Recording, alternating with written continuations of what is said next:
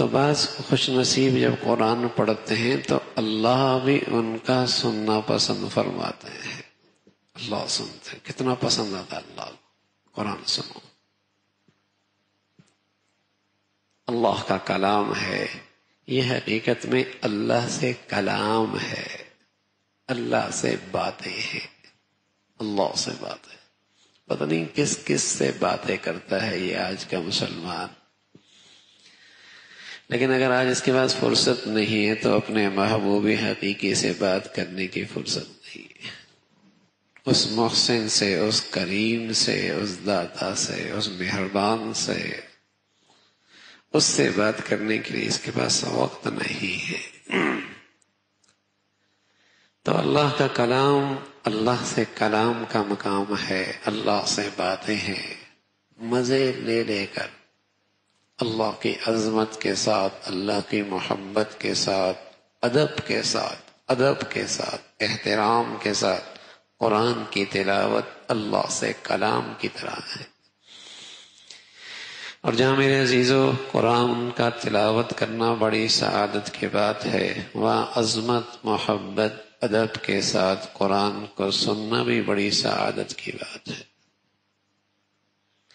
جہاں قرآن کی تلاوت بڑی عظمت کی چیز ہے، بڑی سعادت کی چیز ہے، وہاں قرآن کو عظمت کے ساتھ، ادب کے ساتھ، احترام کے ساتھ سننا بھی بڑی سعادت کی بات ہے. تو رمضان کا موسم قرآن کا موسم ہے. قرآن اور رمضان ساتھ ساتھ چلتے ہیں. اتنا تلاوت ہوا کرتی تھی مسلمانوں کے یہاں رمضان میں، اگر آج ان کی تلاوت کا تذکرہ ہونے لگ جائے تو بس اوقات ہم جیسوں کو تو یقین بھی نہ ہے کہ ایک آدمی اتنی تلاوت کرتا کہ دن میں ایک قرآن کے بقدر تلاوت ہو جاتی، رات اتنی تلاوت کرتا کہ ایک قرآن کے بقدر تلاوت ہو جاتی. تو روزانہ 2 قرآن، 30 دنوں میں 60 قرآن ایک تراویحوں میں پڑھتا، 61 قرآن ایک رمضان میں پڑھ لیا کرتا تھا. امام ابو حنیفہ رحمۃ اللہ علیہ، امام شافعی رحمۃ اللہ علیہ، ان حالات کی زندگی میں اتنی تلاوت کہ ایک قرآن کے بقدر. مثلا ایک آدمی نے ایک تلاوت رات کو قرآن تراویح میں پڑھنا ہے تو اس کو اتنی بار پڑھتا کہ ایک قرآن کے بقدر تلاوت ہو جاتی.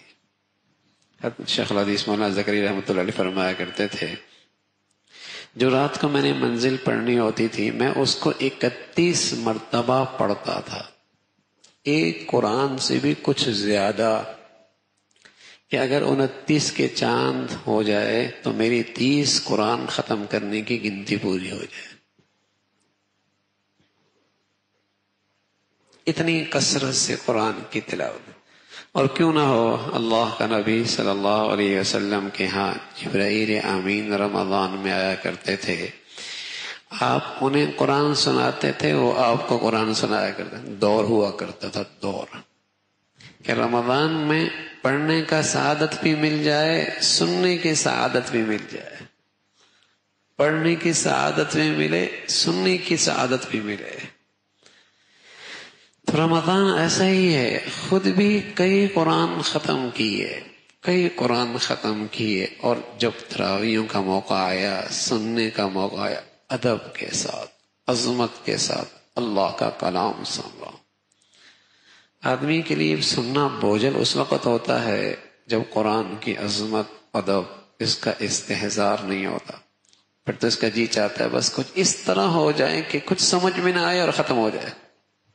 پھر تو کچھ اس طرح ہو جائے کہ کچھ اتنا تیز پڑے کہ کچھ سمجھ میں نہ آئے اور ختم ہو جائے.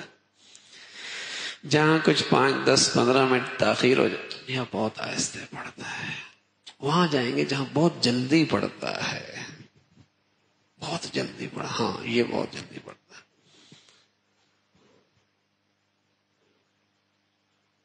تو جب آدمی عظمت، ادب سے خالی ہو جاتا ہے تو پھر اس کے لیے تو سننا ہی مشکل ہوتا ہے.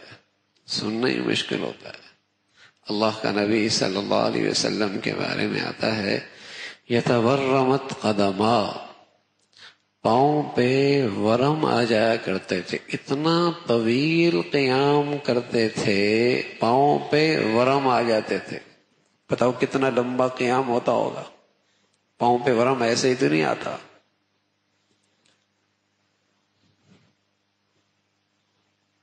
عظمت، ادب، اللہ ہمیں اس کا کچھ حصہ نصیب فرما دے. ہاں پھر تو آدمی چل جائے وہاں چھوڑ جاؤ، مزے مزے سے قرآن پڑھتا.